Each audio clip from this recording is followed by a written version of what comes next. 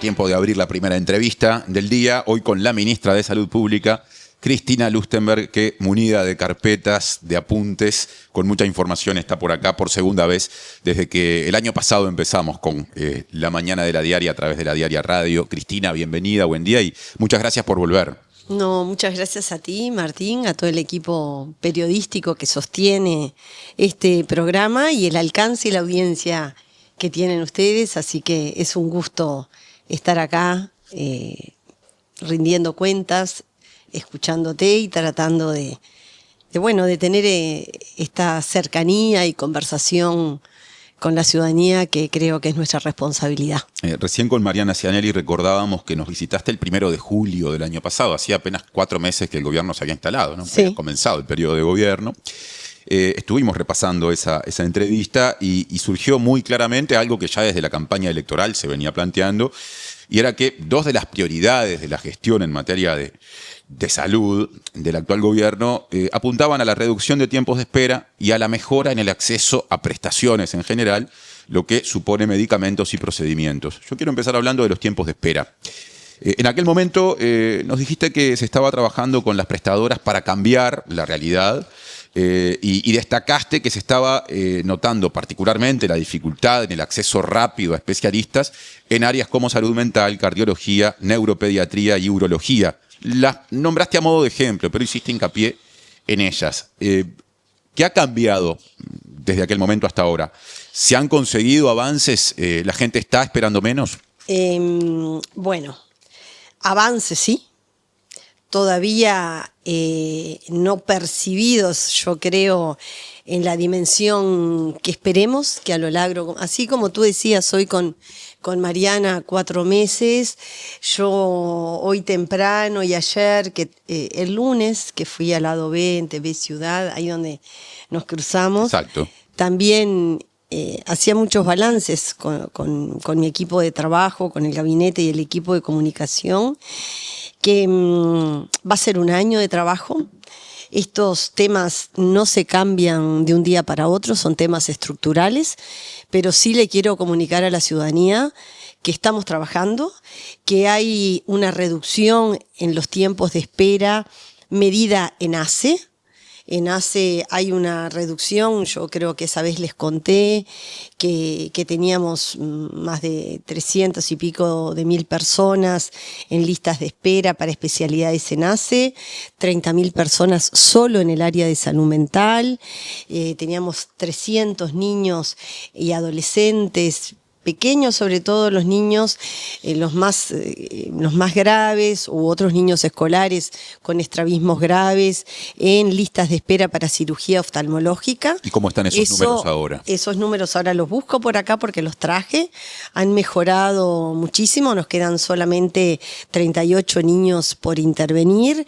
Esto fue un convenio que hicimos entre el Hospital Pereira Rosell y el Hospital de Clínicas, y la verdad que ha sido corregido, porque imagínense, para niños pequeños, tener una catarata congénita, eso puede condicionar una ceguera absoluta, pero pues un niño que tiene una ceguera de por vida, después un niño que tiene un estrabismo, las dificultades que eso... De hecho, yo tomé contacto con esa realidad cuando un papá, yo vivo en el barrio de Capurro, se me acercó y me contó la realidad de su hija, que estaba en una lista de espera del año 2021, y ahí ya el equipo del Hospital Pereira Rosell, con el doctor Yaqueto, doctor Moy Becín y el presidente de ACE, Álvaro Danza, estaban trabajando en las listas de espera, pero ahora cuando voy a revisar las carpetas, cuando busque las de ACE, vas a ver que hay una reducción, pero todavía es muy tímida. Ajá. Porque es del 15%, del 8% en algunas especialidades, que bueno, que es mucho, porque son miles de personas,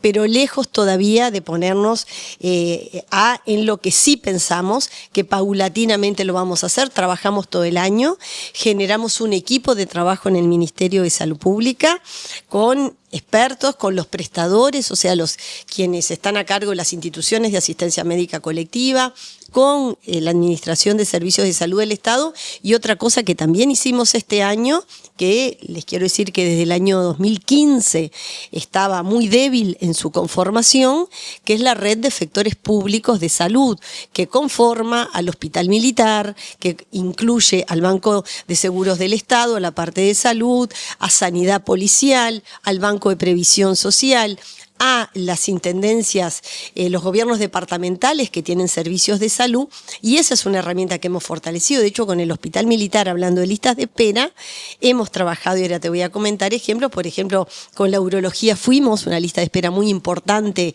en el departamento de Artigas. Hay una planificación en conjunto. Como tú decías, es de los temas más importantes que tenemos como gobierno: salud mental, las listas, los tiempos de espera, la atención que tienen las personas en el Sistema Nacional Integrado de Salud, los temas de infancia y adolescencia, son todos temas, el acceso a los medicamentos y a prestaciones, que ahí también vamos a hablar, pero es un tema complejo. Sí tenemos la convicción política y el acuerdo de que es algo que vamos a ir resolviendo. Sería soberbio de mi parte, es de los problemas más grandes que tienen todos los sistemas de salud en el mundo, ¿no? Vos mencionaste situaciones en ACE, ¿no? Cuando diste los números. Sí, pero los prestadores también. Ahí va, yo te quería preguntar por las esperas en el sector privado. También. ¿Y ha habido avances ahí o esos porcentajes de reducción todavía muy tímidos que vos manejabas se basan solo en ACE? No, se basan también en las instituciones de asistencia médica colectiva, con la variabilidad que tienen las instituciones de asistencia médica colectiva. ¿Y cómo lo trabajan eso? ¿Cómo hacen que las prestadoras empiecen a acelerar o a mejorar la capacidad de atención? Porque estamos trabajando de mejorar. Ustedes saben que acá hay un decreto que es del año 2007 que regula los tiempos de espera.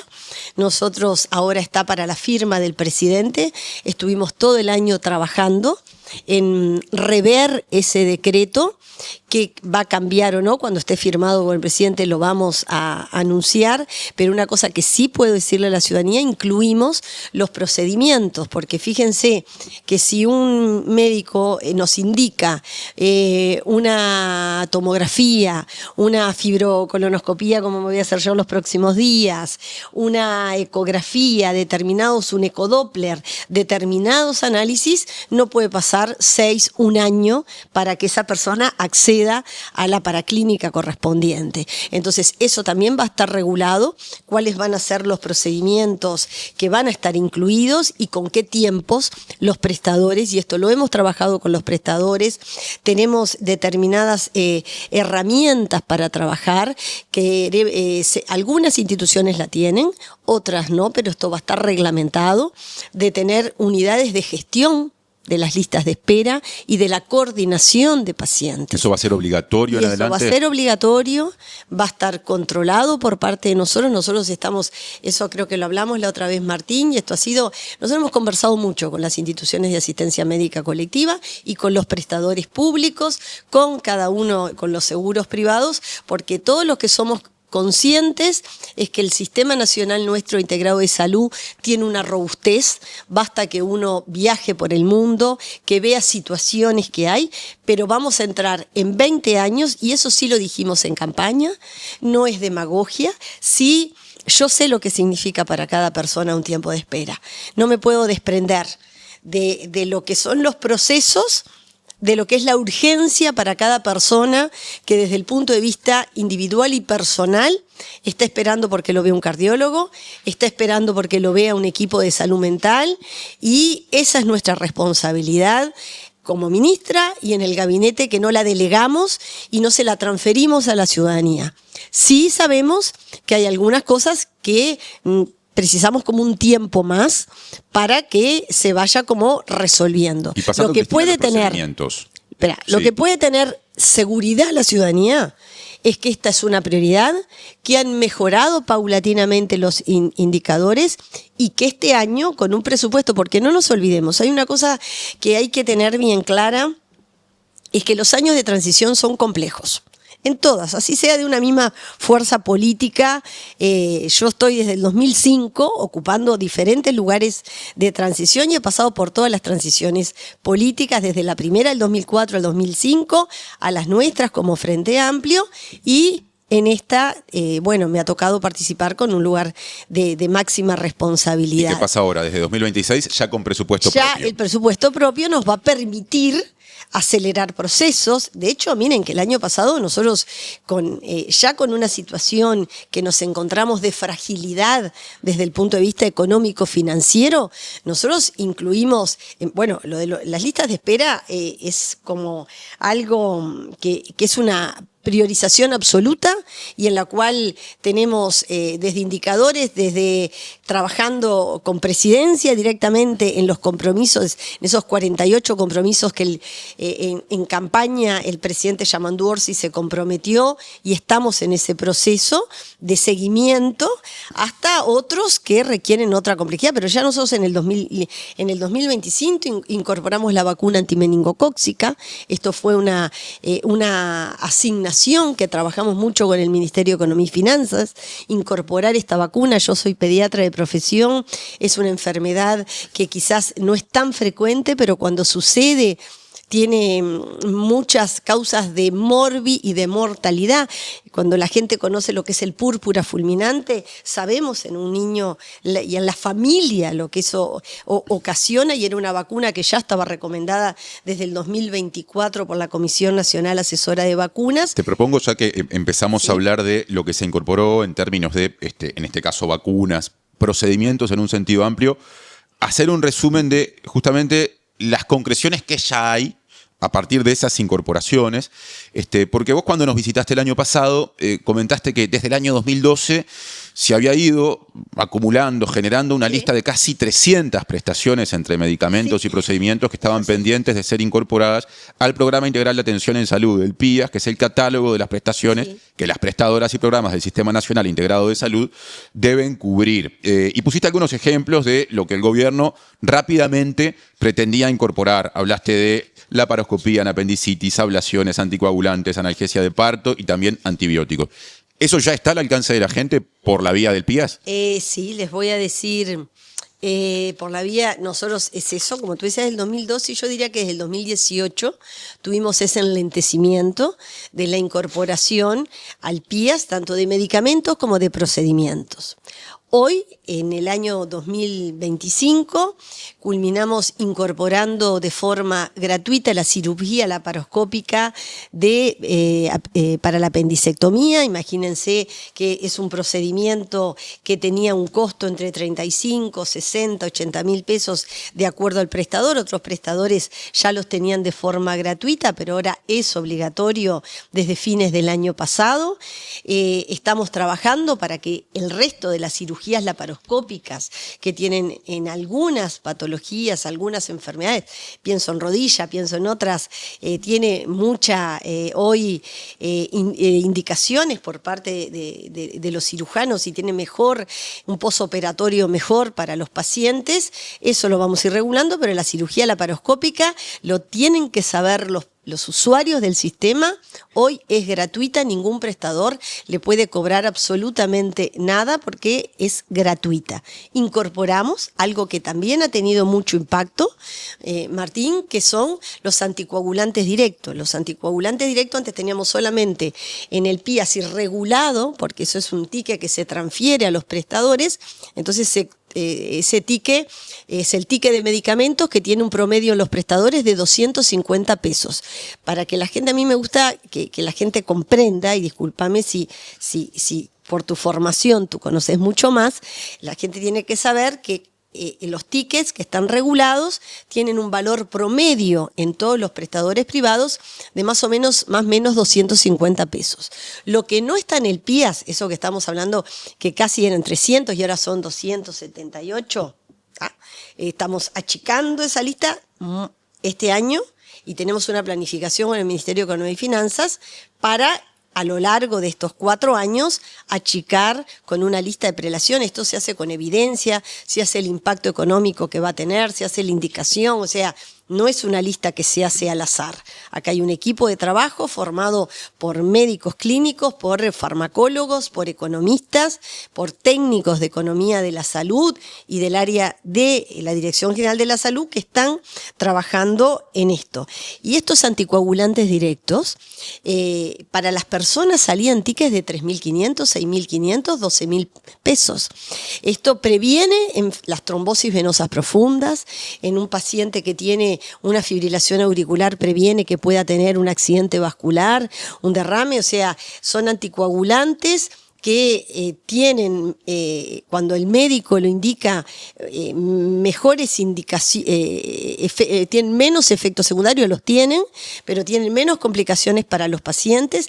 Con la warfarina, con todo eso hay que hacerse esos estudios más de forma sistemática y tienen un costo de pacientes añosos o pacientes con indicaciones, 14.000 pesos, imagínense para una persona jubilada lo que significaba estos 3 medicamentos que hoy en el sistema público, que muchos ya lo tenían, lo tiene que otorgar de forma gratuita, como es el sistema público, pero los prestadores a los pacientes, los anticoagulantes directos, tienen un costo de 250, 270 pesos, no más. Entonces, otra cosa que incorporamos fue los cardiodefibriladores. Nosotros tenemos los cardiodefibriladores, hoy lo puede indicar cualquier cardiólogo antes, para que a uno le coloquen un cardiodefibrilador. Uno tenía que quizás tener una muerte súbita, tener la posibilidad de que alguien te reanime y ahí, después, si sobreviviste a ese evento, la posibilidad de esto y financiado por el Fondo Nacional de Recursos. ¿Y ahora? Hoy no. Hoy es gratuito, otorgado como una prestación más cuando cualquier cardiólogo entienda que ese paciente tiene indicación de un cardiodefibrilador. Algo que a veces la gente me dice mucho, fíjense que hay cosas como elementales, Martín, los protectores solares, y eso también va en la regulación de los tiempos de espera. En los tiempos de espera, el equipo de trabajo no solamente son los tiempos para acceder a especialidades o a procedimientos, hay cosas que también están en ese decreto, como las unidades de gestión, que tiene que ver con liberar algunas. Hoy un protector solar en muchos prestadores lo tenía que indicar el dermatólogo. Eso es algo que, como un pediatra, como un médico con formación familiar y comunitaria, como un reumatólogo.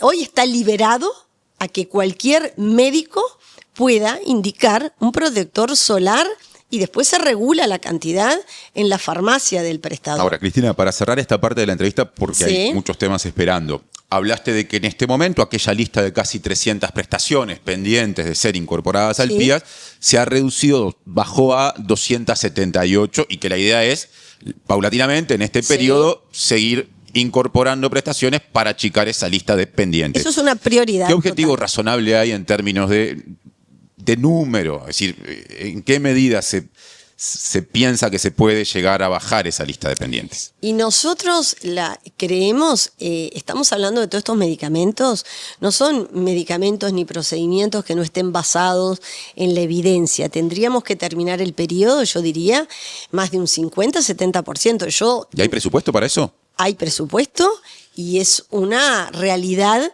que hoy no puede ser que no tengamos un antibiótico. Les estoy diciendo, para una infección resistente, que el paciente esté internado y se le diga a la familia que no está ese medicamento y hay que cobrarle un ticket totalmente desmedido. Hay cosas que iremos buscando. Nuestro presupuesto es un presupuesto que contempla estas cosas y hay otras cosas que nosotros las estamos negociando y conversando con el Ministerio de Economía y Finanzas, porque el sistema de salud, y yo creo que estoy de acuerdo entre todo el sistema político, y a eso yo voy y trabajo mucho, porque tenemos que tener ese acuerdo, esa responsabilidad política, que hay pocas cosas tan importantes para la ciudadanía como el acceso a la salud. Y nuestro sistema es robusto, pero tiene dificultades, algunas, en diferentes cosas de acceso, que el que puede pagar puede acceder y el que no, no. Entonces, esas cosas las estamos viendo y esto les quiero decir, en esto somos rigurosos, porque no es solo a demanda, es con estudios, con la evidencia de medicamentos que tienen los anticoagulantes, era algo que ya era inadmisible. Ahora, Cristina, ese sistema de salud, el Sistema Nacional Integrado de Salud, está por cumplir 20 años. Sí. ¿No? Y bueno, aprovechando ese aniversario que se va a dar durante el actual periodo de gobierno, yo quiero, ya que entramos a hablar de cuestiones vinculadas al financiamiento del sistema, volver a una de las discusiones planteadas entre fines del año pasado y comienzos de este año, cuando el gobierno modificó la metodología de cálculo del costo promedio equivalente, lo que impactó en la cantidad de personas que percibirán a partir del año próximo devoluciones como consecuencia de sus aportes al Fondo Nacional de Salud, el FONASA. A partir de enero de este año, con los cambios introducidos, ese valor del costo promedio equivalente será de 6.693 pesos, y antes era de 4.828 pesos. Esto motivó una comparecencia compartida con el ministro Done que tuviste que tener ante la Comisión Permanente ya en enero de este año. 7 de enero. Ahí está, conferencias de prensa de O'Donnell, del subsecretario del Ministerio de Economía y Finanzas, Martín Valcorba.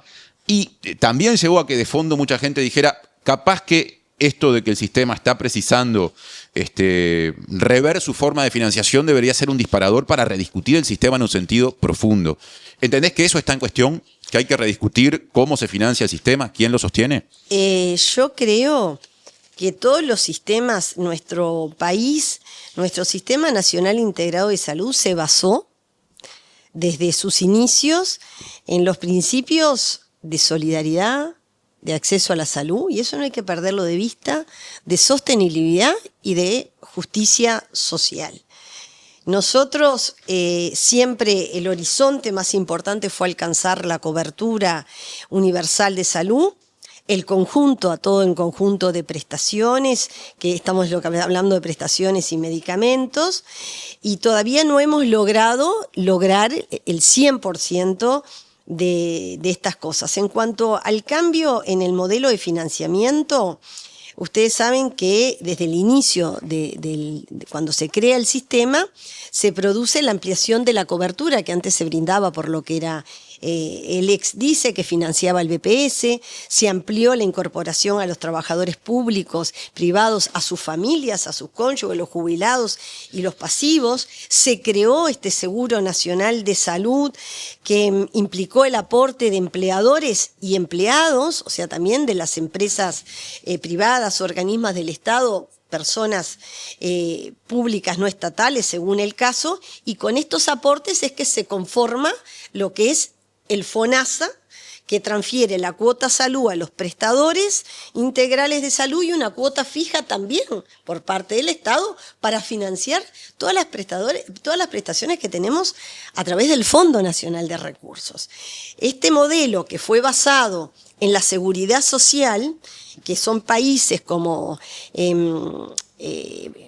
se llama como el modelo Bismarck, que fue como su creador, que lo compartimos un poco con Francia, Alemania, Austria, siempre esa cobertura universal fue basado con aportes del Estado. Siempre se pensó con aportes del Estado al FONASA, que en nuestro país asciende al 45%. Hay otros países que aportan hasta el 40%.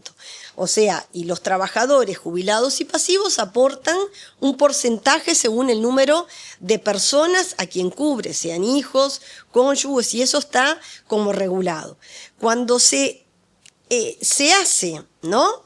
Y cuando se creó el sistema de salud, no estaba previsto quizás en este seguro que quienes tienen ingresos más altos y aporten más al FONASA según su nivel salarial, tuvieran una devolución en exceso de esos aportes. El seguro tenía un carácter solidario desde sus orígenes. Cuando se decide esto, se incluyó el concepto de lo que tú sabés, por lo cual fuimos convocados a la Comisión Permanente cuando recibimos la propuesta por parte del Ministerio de Economía y Finanzas que había que adecuar lo que era el cálculo del costo promedio equivalente. Eso, que es la devolución FONASA, que las personas devuelven un aporte según el porcentaje definido por ley, es lo que se va a corregir. se va a corregir esto. Las personas, a mí muchas personas me consultan, en el 2026 esto no va a tener ningún cambio, esto va a repercutir en lo que cobremos en septiembre del año 2027, ¿no? Entonces, yo creo que también esto habla de una justicia redistributiva. Yo sé que es difícil, Martín. Claro, la pregunta igual ¿Entendés? iba hacia si esto, porque, a ver, algunos Sí. números, ¿no? Esta reducción en las Sí. devoluciones va a suponer, informó el gobierno, una recaudación del orden de 70 u 80 millones de 80 dólares. millones de dólares, Ya sí. iremos a Sí. tratar de averiguar hacia dónde irá ese dinero. Con lo cual disminuirá parcialmente el déficit del FONASA, que en 2024 se ubicó en el entorno de los 820 millones de dólares. Hablamos de déficit, pero también sabemos que estamos hablando de una función esencial, que es la cobertura en salud, de manera que es una palabra que hay que tomarla en ese contexto. Entonces, teniendo en cuenta que, por ejemplo, las mutualistas reciben de parte del FONASA a través de las cápitas un dinero determinado. Hay quienes dicen, si existen estas dificultades que llevan a que el costo promedio equivalente deba calcularse al alza, conviene preguntarse qué está pasando con el dinero que las mutualistas, que las prestadoras reciben. ¿Podrían ser más eficientes al manejarlo? ¿Hay excesos en el pago de salarios a gerentes, a personal médico? ¿Hay márgenes para no cargar sobre la población estos aumentos destinados a financiar al sistema? Claro, es una de las cosas más difíciles que hay en el mundo, es administrar los sistemas de salud.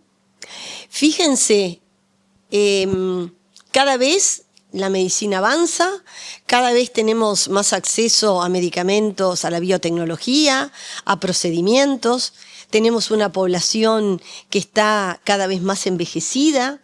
Entonces, el sistema de salud tiene el desafío de sostenerse con una tasa de reemplazo suficiente. Cuando quiero saber que este cambio, también decirle a la ciudadanía que atraviesa a los trabajadores de mayores ingresos, que alrededor son 75.000 personas. Para el otro 92% esta medida no los afecta.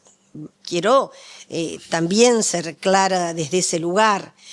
Esta devolución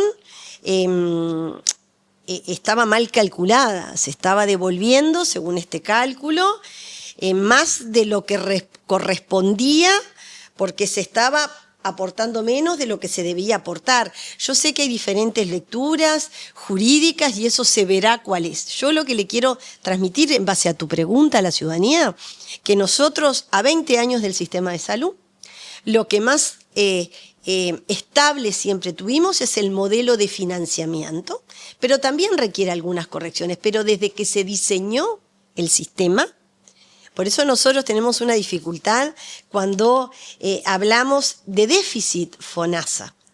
El FONASA no da déficit, se diseñó con un porcentaje de aportes por parte del Estado porque el país decidió el acceso al derecho de la salud como tal y en el cual el Estado también tiene que aportar a esa sostenibilidad y equidad que queremos que las personas sanas también aporten por las personas que tienen y están cursando alguna enfermedad. Claro, por eso cuando usé la palabra déficit yo aclaré que hay que verlo en el contexto de lo que implica la prestación de salud, que hay un fin social ahí, ¿no? Hay un fin y que yo creo que eso no lo debemos perder, o sea, en nuestra concepción, que el sistema sí requiere mayores niveles de control, que requiere que, eso lo estamos viendo, que quizás un directivo de un prestador de una asistencia médica colectiva no puede tener una empresa tercerizada y venderse servicios él mismo. ¿Eso está pasando hoy? Claro. ¿Y se va a limitar? Se va a limitar, estamos viendo,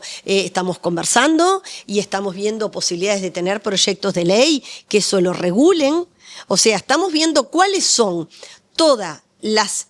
porque no es una sola medida. Lo que sí la ciudadanía puede tener la certeza es que estamos trabajando para mejorar el acceso, la calidad y las prestaciones en el Sistema Nacional de Salud para que el sistema tenga la sostenibilidad económica, financiera adecuada. Fíjense que en juicios de amparo, el país en el año 2024 tuvo que pagar 150 millones de dólares. En el primer semestre del año pasado, 58. O sea, tenemos muchas cosas como para trabajar, que ninguna de las cosas en salud es una única medida. Lo que sí sabemos que el Ministerio de Salud tiene que tener un rol rector mucho más fuerte, cosa que con la variabilidad que ha tenido desde que no quiero ser soberbia en esto, en mi planteo, pero sí dejarlo claro a la ciudadanía. Nosotros estamos ejerciendo nuestro rol de rectoría, conversando con las instituciones de asistencia médica colectiva, con los prestadores públicos, porque ACE también tiene que mejorar su modelo de gestión, su modelo de prestaciones, la accesibilidad. De hecho, no sé si ustedes percibieron algo que a veces pasa desapercibido. Ayer, ACE, a través de su presidente Álvaro Danza, comenzó un sistema de que es arreglar 8 policlínicas en el departamento de Canelones en 8 semanas, y así lo vamos a hacer a lo largo y ancho del país, enmarcado en un fortalecimiento que requiere el sistema. No solamente con otro de las prioridades que tiene el gobierno es el hospital en la Costa de Oro, que va a estar en funcionamiento, lo quiero anunciar, a fines del año 2027, haciendo todos los procedimientos que requieren las compras para el Estado, pero se va a instalar en Costa de Oro, pero dando una funcionalidad como Sistema Nacional Integrado de Salud, que es lo que nos falta. Ahora, Cristina, no me quiero ir del tema del que estábamos, para cerrar la cuestión de las modificaciones al costo promedio equivalente, y después hablaremos de infraestructura y de redes en distintas zonas del país, no solo en Costa de Oro y Canelones. Esos 70 u 80 millones de dólares de recaudación extra que obtendrá el Estado a partir de la modificación en la metodología de cálculo, ¿a dónde irán? ¿Por qué te lo pregunto? Porque en un momento, cuando se dio aquella discusión, vos dijiste que ese dinero iban a ser más recursos para las políticas de salud. Luego el ministro Dore matizó eso y dijo que no necesariamente, que también podía ir dinero a rentas generales para usar en otras cuestiones.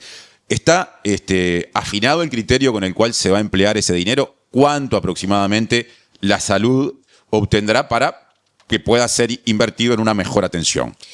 La cifra exacta, Martín, no está, porque todo está contemplado en el manejo que hagamos con criterio de responsabilidad del presupuesto nacional, de lo que pueden ser ajustes. Como yo te digo, si yo tengo casi 200 hoy, 78 prestaciones que hay que incorporar, de hecho ya tenemos presupuesto para incorporar vacunas, tenemos un presupuesto importante para el área de salud mental, en la medida que esté regularizado ese marco de dificultades que hay a nivel fiscal y lo que el país tiene para poder invertir en políticas públicas, lo que yo sí puedo decir con certeza, que para el presidente de la República, para el gobierno, y está en el programa del Frente Amplio, pero eso está contemplado y hay acuerdo en el sistema político, que así como las políticas de infancia y adolescencia, tenemos que dar un salto cualitativo, no solamente en transferencias, en prestaciones, en cómo abordamos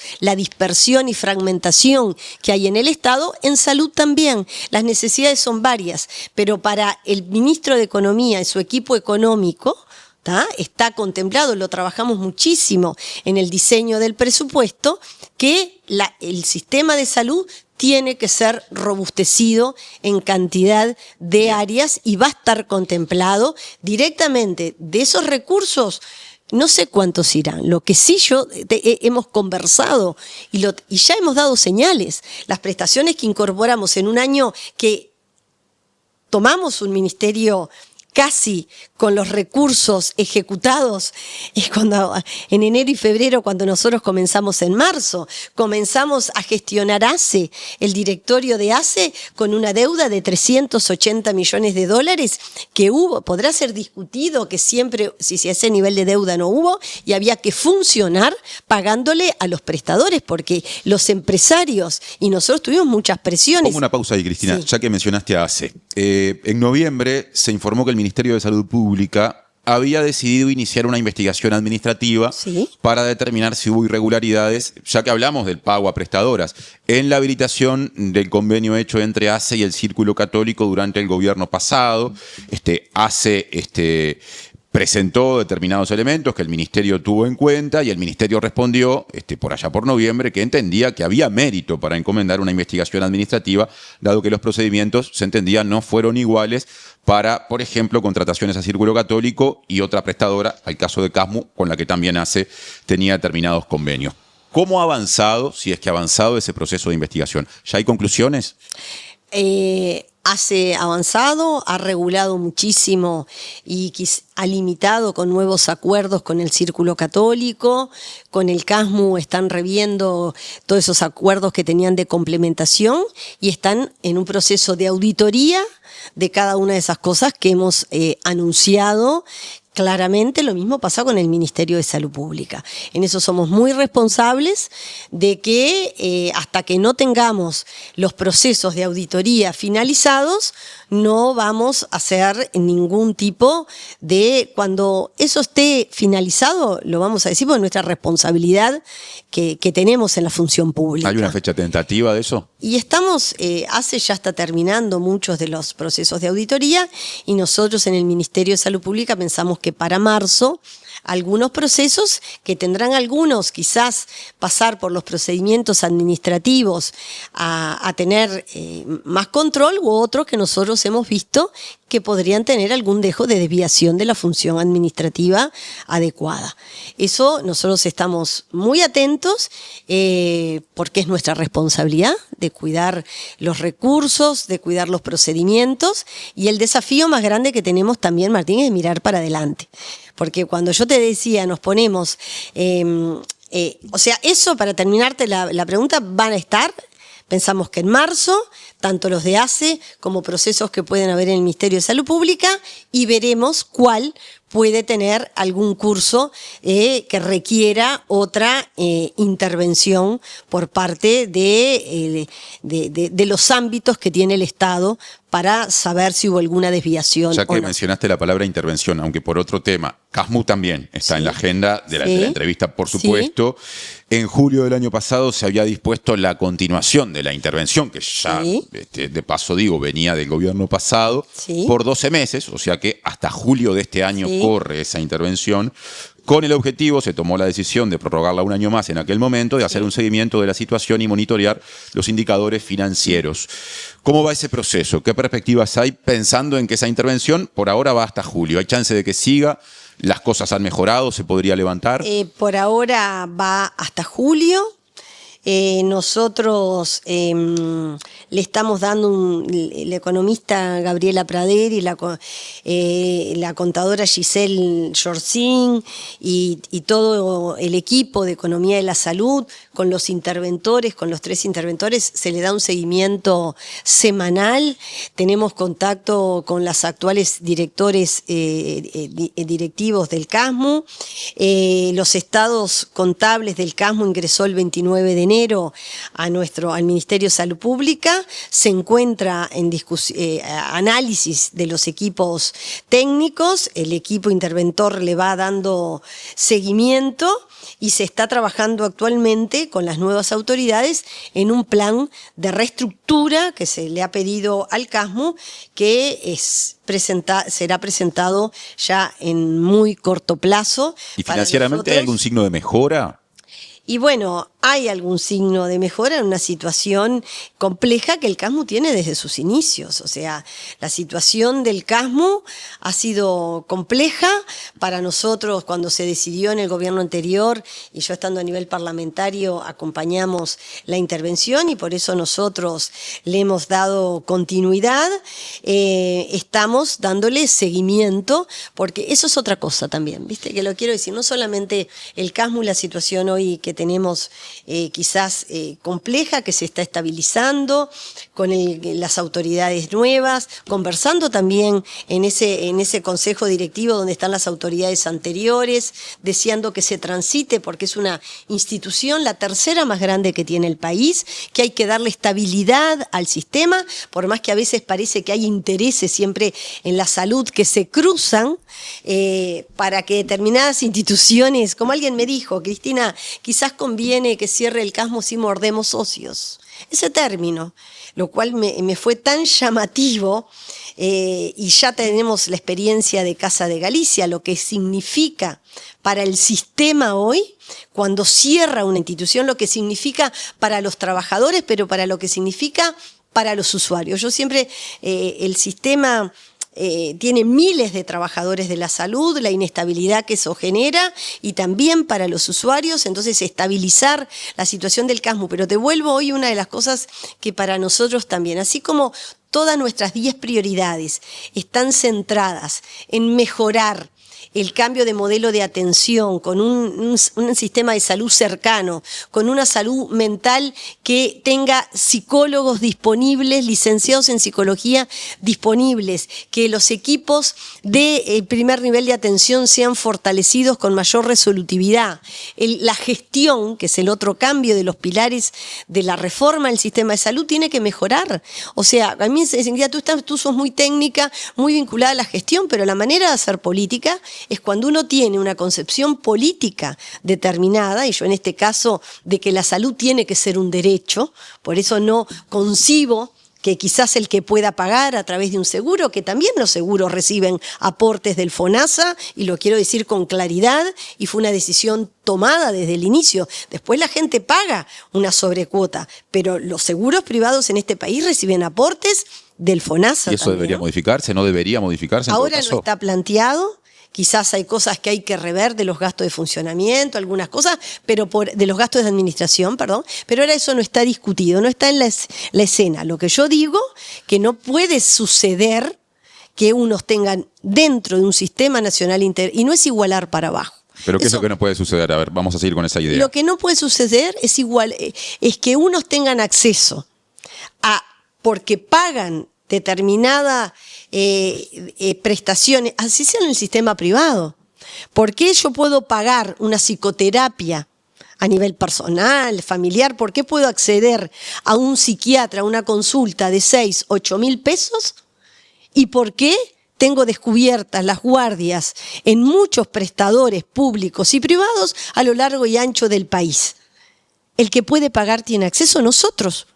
O sea, yo puedo pagar a nivel familiar, puedo pagar determinadas prestaciones si el sistema no me las cubre, y hay la evidencia, o sea, de verdad, y esto no es igualar para abajo. Tenemos que tratar que nuestro Sistema Nacional Integrado de Salud mantenga la robustez en el acceso a las prestaciones, a que estén regulados de acuerdo a la capacidad de pago que cada uno tenga. Fíjense que estamos trabajando en otra cosa también. Bueno, entonces te quiero terminar esta parte, Martín. Nosotros Nos queda sí. pendiente las obras de ACE, pero terminamos Me esto. interesa. No, pero vas a llevar a eso, pero termina la idea. Termino esto porque es fundamental. Cuando nosotros implementamos en el año 2007 la reforma tributaria, fue hecha con un sistema robusto de la rectoría de la DGI, de un cuerpo inspectivo fuerte, de determinado marco normativo. Nuestro Sistema Nacional Integrado de Salud fue hecho con muchas fortalezas, con mucho esfuerzo, porque le digo, miren que hay pocas cosas en el mundo, esto pasa en los países más desarrollados, o sea, en los países que tienen sistemas similares como el nuestro, tienen los mismos desafíos que nosotros, en los tiempos de espera, en cantidad de cosas, que eso no justifica. Yo vengo ahora de Río de Janeiro y vengo totalmente, de verdad, impactada con los avances que tuvo Río de la última vez que vine hasta ahora, teniendo centros de alta resolutividad. Pero volvamos pero lo quiero hacer acá. Ajá. Lo quiero hacer acá, que la gente no puede esperar 8 meses. Hoy tenemos que tener la capacidad de tener capacidad de acceso más rápido a especialistas, acceso más rápido a la tecnología. Tenemos que tener centros de referencia. Hay hoy patologías que se van a operar al exterior, que si las tuviéramos concentradas acá, podríamos tener el máximo nivel de tecnología y de recursos humanos formados para operar acá, y otras sí, porque el número no nos da, el Estado, como estamos haciendo con algunas cosas, financiar en el exterior. Pero nuestro Sistema Nacional de Salud tiene una debilidad, que es la rectoría.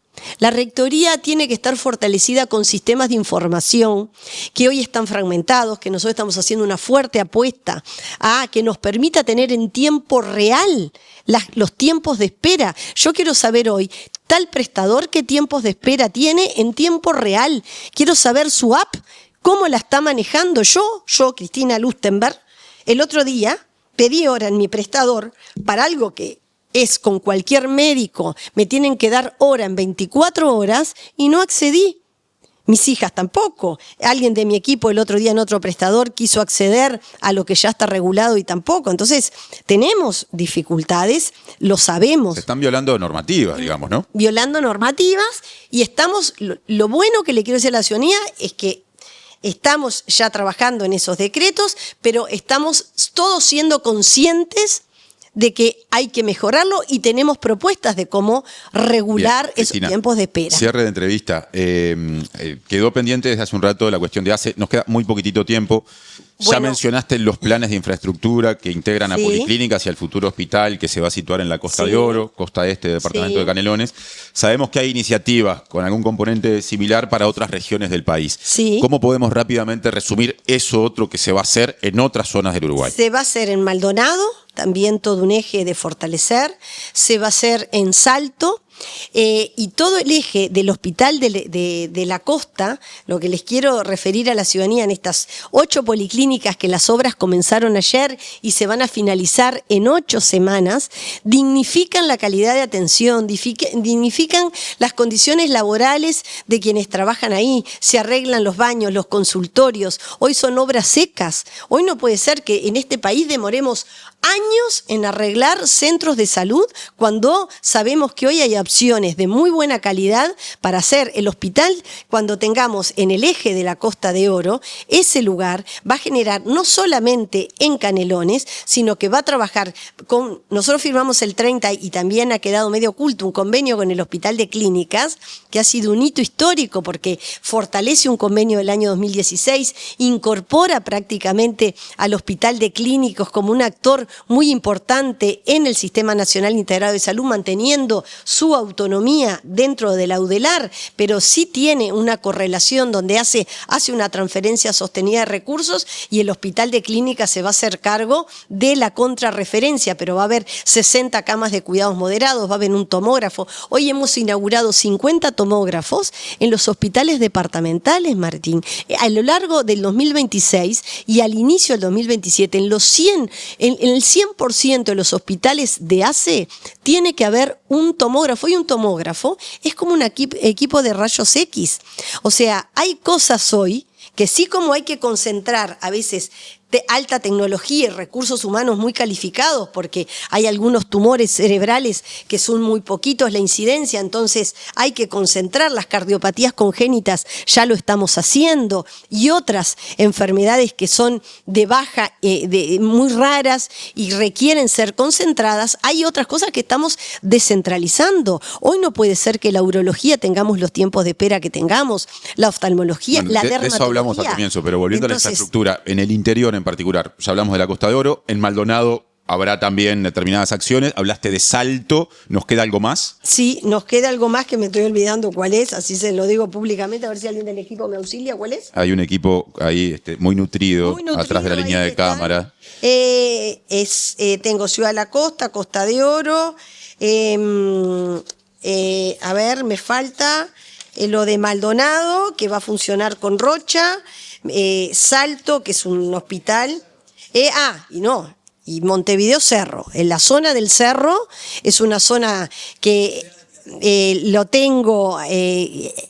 trabajé en el barrio La Paloma, creo que es un lugar que tenemos un debe, se construyó el hospital en la administración anterior, hay que fortalecer toda la red de atención del primer nivel en esa zona, que en conjunto con Ciudad del Plata, que es otra zona de altísima densidad demográfica, donde hay varios prestadores y la atención primero no está complementada, porque una cosa que nosotros vamos es a complementar. Hoy a mí me cuesta mucho que vengan usuarias de un prestador de Colonia a hacerse la mamografía a Montevideo porque no pueden complementar. Bueno, sucedió ya, porque era algo que desde que era subsecretaria no lo podía entender. Y entonces Cerro y Ciudad del Plata, ¿cómo va a funcionar? Cerro, Ciudad del Plata se va a fortalecer con esa misma red de policlínicas que vamos a hacer nuevas, que vamos a hacer obra nueva, y con una red. Y otra cosa que vamos a fortalecer, que en la entrevista anterior también te lo manifesté, es la atención al trauma y la emergencia y la siniestralidad vial.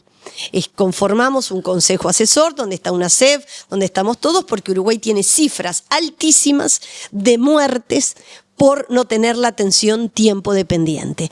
También cualquier anuncio lo vamos a hacer cuando esté en funcionamiento. Ya tenemos una experiencia que se va a poner en funcionamiento en el departamento de Paysandú, pero estamos trabajando directamente para conformar con el SAME 105, con la Cámara de Emergencias, con el director general del Ministerio de Salud Pública, Rodrigo Márquez, para fortalecer todo lo que tiene que ver con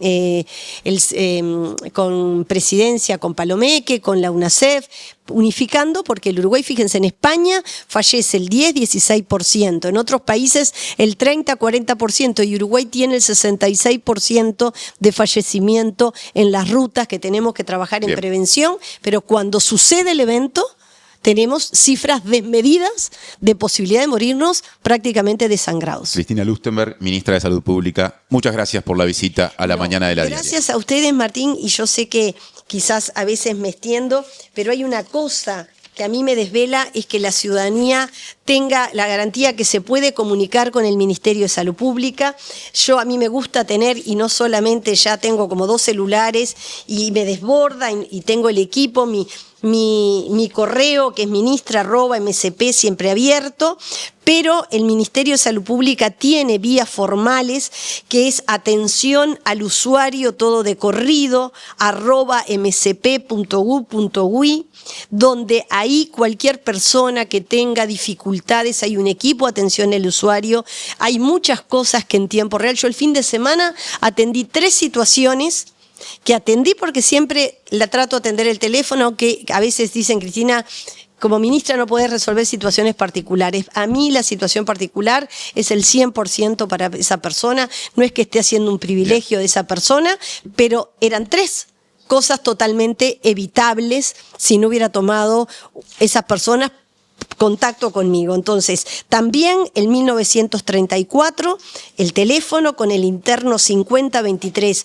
o 5026 es el teléfono, y vamos a instalar Instagram, Facebook, WhatsApp, porque queremos que las personas sientan que ante cualquier dificultad tienen un Ministerio de Salud que escuche. Muchas veces le va a decir que eso no es posible o que quizás, pero no hay la respuesta adecuada, pero queremos que la gente sienta que tiene un Ministerio de Salud cercano ocupándose de resolver algo tan sensible como los problemas de salud, que cuando los transitamos cualquiera de nosotros vemos la importancia que tiene, y no puede ser un privilegio o la red de conocidos que tengamos. Gracias, Cristina, por la visita. Gracias a ustedes.